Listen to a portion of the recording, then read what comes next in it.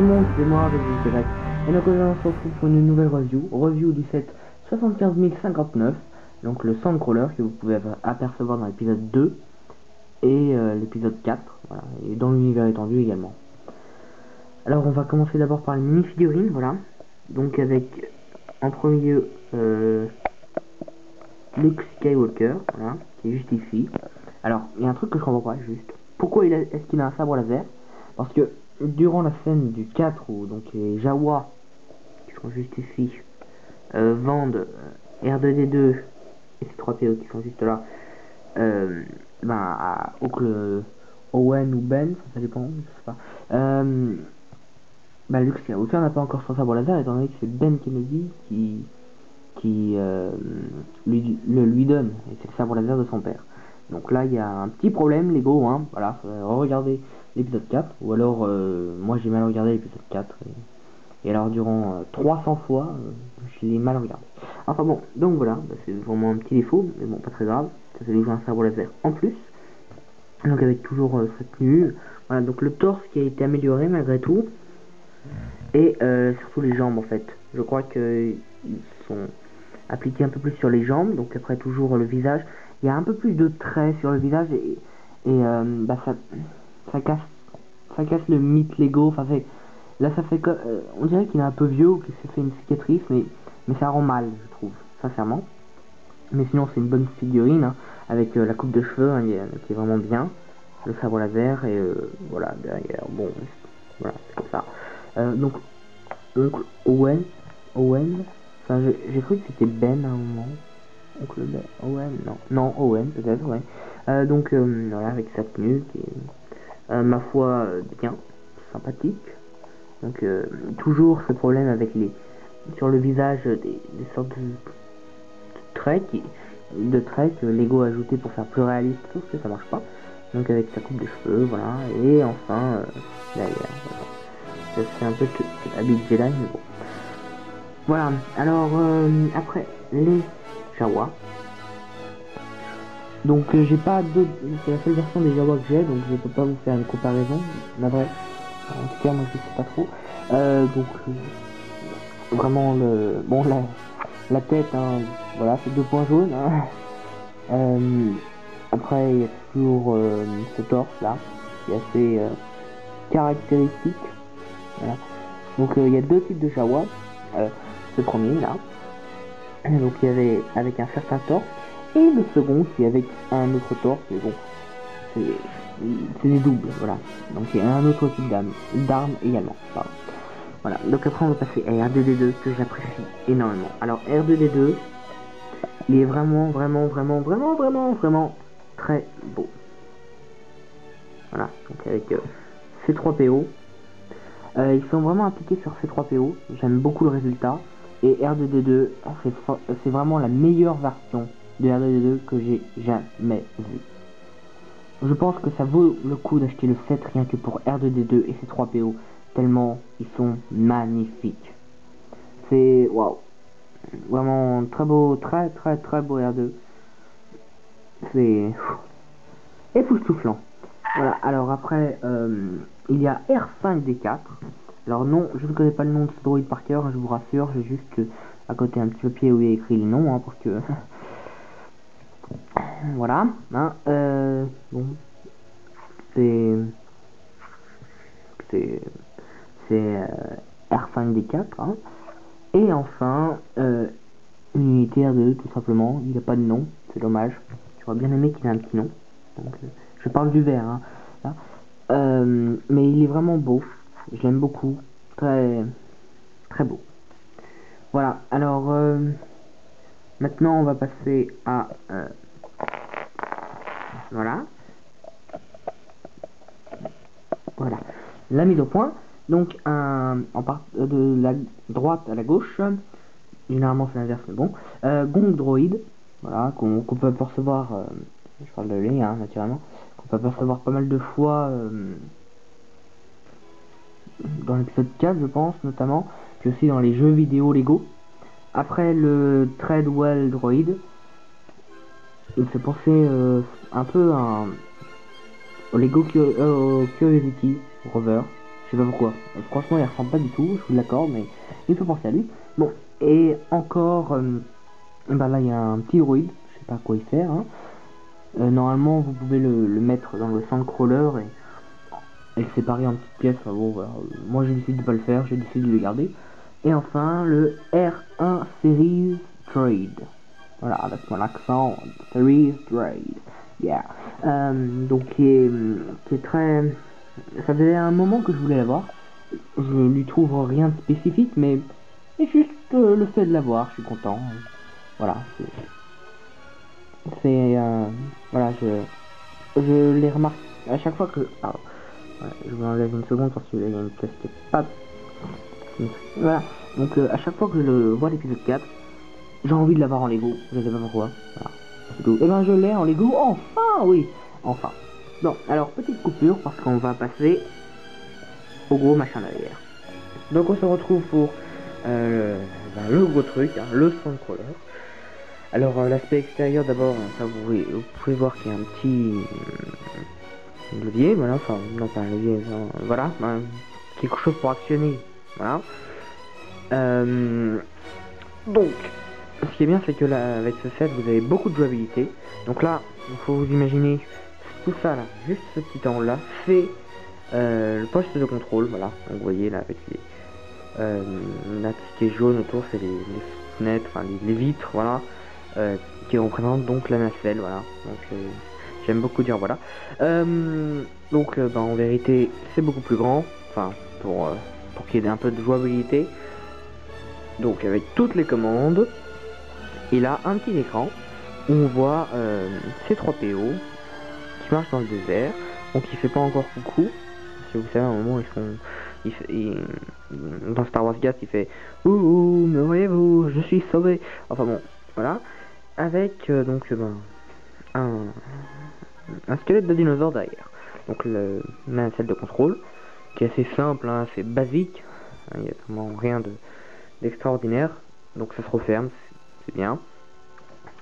Alors après, donc tout ça, ça peut s'enlever.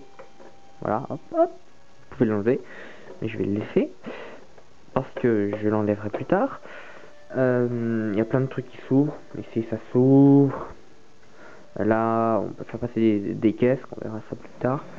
Donc l'aspect extérieur est bien, voilà, c'est assez sympa, même s'il y a quelques petits trous comme ça. Enfin, on voit un peu, mais le pire, en vérité, enfin donc en général, c'est plutôt bien soudé, on va dire. Ça se voit pas trop. Mais là,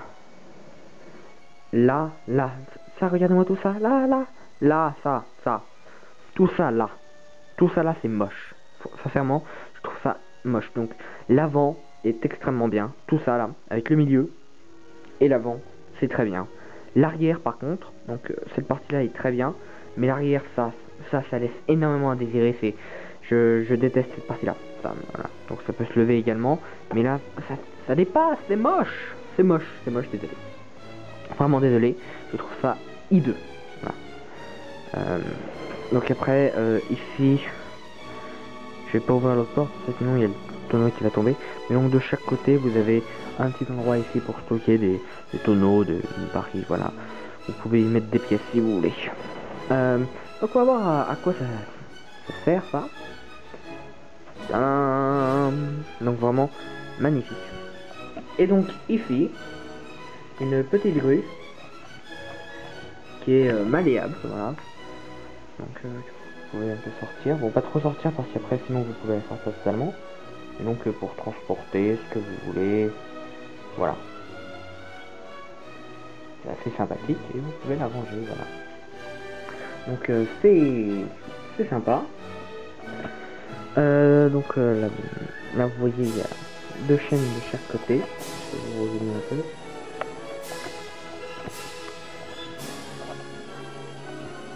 Voilà. Donc ça tire sur les deux chaînes et ça remonte la porte, voilà. Ça on avait vu que ça s'enlevait, donc on va l'enlever, voilà. C'est simple.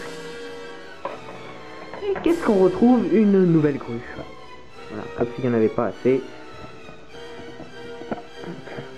Donc, qui est... J'en ai marre de ce zoom. Voilà. Donc, que vous pouvez jouer, voilà, voilà, vous pouvez déployer dans tous les sens. Hop.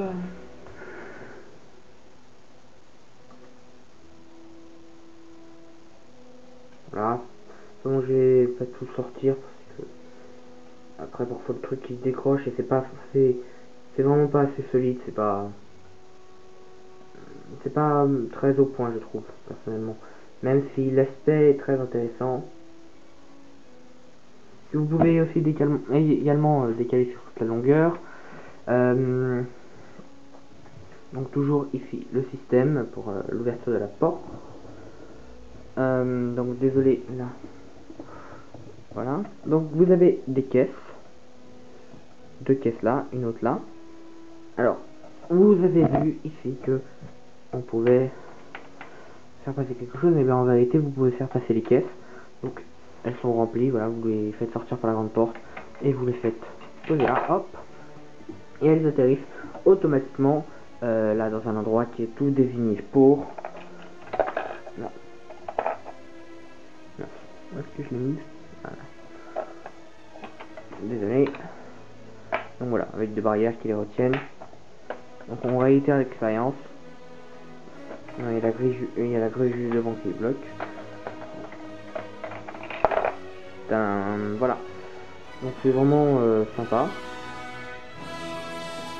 Aussi également, j'ai oublié de vous dire, mais vous avez un petit appareil. Le truc que vous voyez juste là, c'est un petit appareil.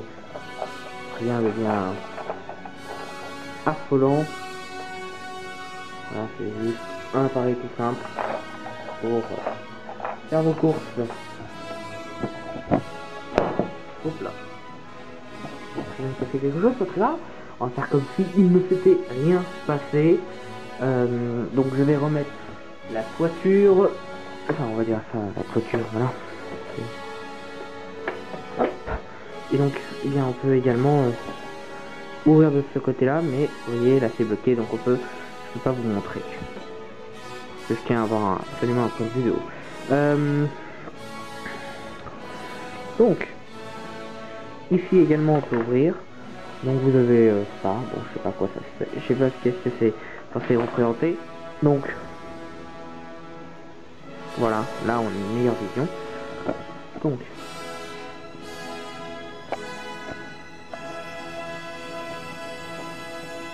voilà, avec une échelle, bon, et donc là c'est tout ça pour pour les chenilles, hein, pour les tourner. Voilà, assez basique